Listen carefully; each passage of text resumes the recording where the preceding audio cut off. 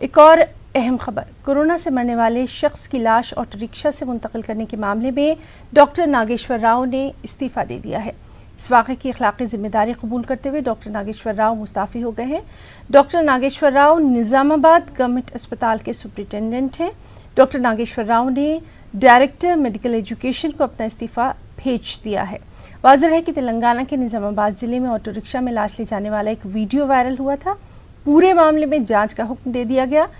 Director of medical education doctor Ramesh ready نے Nizamabad government اسپتال کے سپرنٹینڈنٹ کو خط لکھا ہے اور قصورواروں کے خلاف FIR درج کرنے کے لیے کہا ہے۔ ضوابط کے مطابق اگر کسی شخص کی موت کورونا سے ہوتی ہے تو اس کی لاش ایمبولینس یا پھر اسکاٹ گاڑی کے ذریعے لے جانی چاہیے۔ ساتھ ساتھ لاش کو لے جانے والے ملازمین کو PPE کٹس پہننا لازمی ہے، لیکن اس پورے معاملے میں اصول و ضوابط کا کہیں خیال تک نہیں رکھا گیا۔